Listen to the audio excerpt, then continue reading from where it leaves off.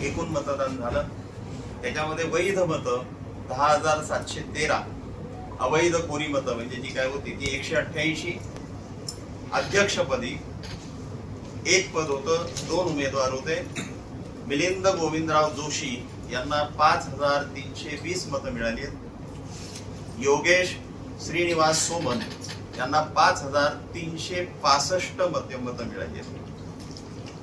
प्रमुख कार्यवाह एक पद, 2 उमेदवार सुनीता राजे किसन पवार आणि डॉक्टर स्वाती माधव माळंक. सुनीता राजे किसन पवार यांना 5,285, डॉक्टर स्वाती माधव महाळंक यांना 5,414.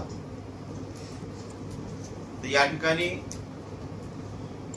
आधी मतं सांगतो. कोषाध्यक्ष पद एक विनोद सूर्यनारायण कुलकर्णी यांना 5,168, प्रदीप गजाननराव निफाडकर यांना 5,536 येण्याप्रमाणे मतं झालेली आहेत. अध्यक्षपदी योगेश श्रीनिवास सोमन हे विजयी झालेले आहेत.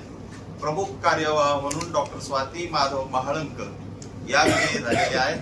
कोषाध्यक्ष म्हणून प्रदीप गजाननराव निफाडकर हे विजयी झालेले आहेत.